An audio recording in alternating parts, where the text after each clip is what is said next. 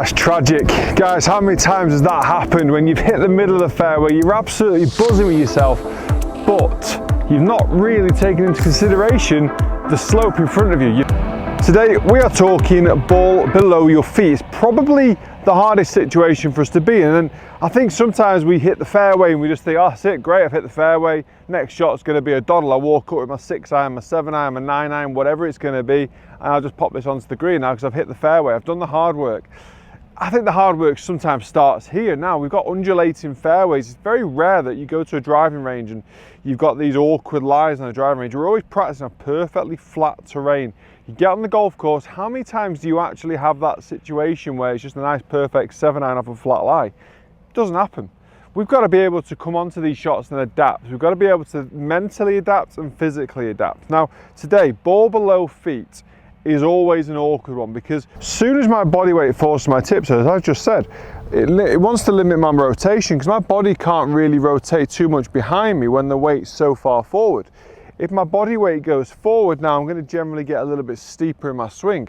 I feel like everybody knows if the ball's below your feet, it's going to fade. It's going to maybe push off for right-handed golfer, push off to the right and fade a little bit more. Or it'll slice. And a lot of golfers aim left to compensate, and yeah, sometimes it goes great, sometimes it doesn't. But what we've got to be aware of is that if we push the body weight if we fall the body weight onto the tiptoes, the physical flexibility of the body reduces. We're not able to really kind of get after the golf swing as much as we'd normally want to, or not as much as we normally can do.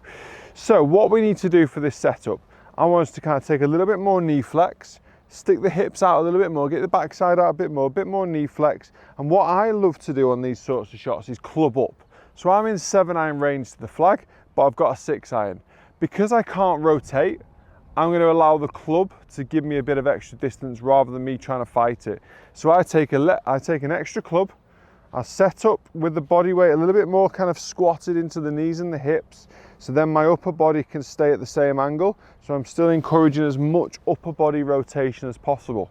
Because of the more squatted setup position, I want to be trying to encourage a stronger lower body kind of setup to the ball. So I don't really want my body weight to fall forwards. I still want to be able to rotate. I want to keep the body weight towards the balls of my feet as I'm rotating internally, but I don't want to lose my balance. I don't want to overbalance onto my tiptoes. So I try and keep very strong in the legs. Maybe even sometimes I just sit a little bit more into the heels to kind of compensate any sort of forward movement. And then I want to try and feel that the right hip's still going to rotate behind me, but probably not as much as usual. I'm not under as much pressure now because I've actually got a little bit more club in my hand with the 6-iron as opposed to a 7-iron. I don't try and force a big full swing. I often just swing it a little bit shorter to get a nice little sensation that the swing's a bit more under control. I'm able to strike it a little bit better and not worry too much about my distance because I've got extra club. I'm not trying to hit this as hard as I can, or I think that one of the worst things you can do is try and manipulate it with your hands. If you know that ball's going to cut off to the right hand side, golfers will often try and manipulate more with the hands. So again, taking that out of consideration, more setup, bit more posture back here, maybe curl your big toes up, feel like the weight's a bit more into the heels, a little bit more weight into this lead side as well, so make sure I get down in for my strike, little 3/4 swing and get my strike. That's when I know I've hit it absolutely pure, feels perfect, got my strike, got my ball first. I'm under no pressure to get my distance because I've clubbed up and I've just made a little tweak in my setup to encourage better ball strike. And that's something you've got to try and do for every single golf shot you play, whether it's the ball above the feet kind of going this way, or if it's the ball this way, or the opposite way as well. You've got to be able to get to this hole, get to the shot and go, I need to make these relevant changes. Psychologically, you've also got to make some quite big changes. You've got to feel that, oh, this is awkward, I've got to make sure I strike into the back of the ball. This is not just a normal golf shot. I don't often sit to flat lies like this, okay? I don't often club up and 3/4 it when I've got no reason to. So these are not normal golf shots that you practice on a daily basis. You're not going down to the driving range just working on these swings. So you've always got to be adapting. Again, this is only my personal preference, but every time I hit a golf shot, I'm thinking, strike, strike, strike. How can I strike it? If I'm on a slope like this, what can I do to my body to make it more accessible, more consistent, to get the perfect strike that I'm looking for? And that's something you've definitely got to be trying to do, guys. Always mentally, psychologically approaching that ball to think, how best can I strike this?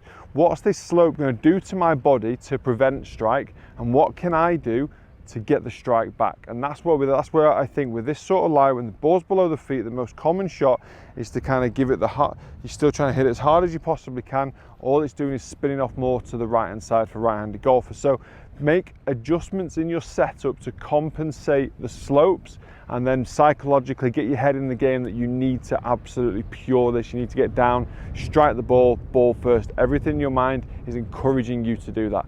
Guys, huge tip this. You see this a lot on the golf course. How many times there's the ball below your feet or above it or sloping away from you? It's horrible, but we need to learn to be able to deal with it. Lots more tips coming like this. We're going to do some other different types of slopes and awkward situations as we progress through the videos. But guys, for today, thank you very much for watching. I hope you've enjoyed this video. If you have, just click the like button. Also, if you're new to the channel, hit the subscribe button as well. Brand new Titleist TSI competition video has already been released. Go and check it out if you've not done so already. But for today, from a beautiful Dubai, I'll see you in a bit.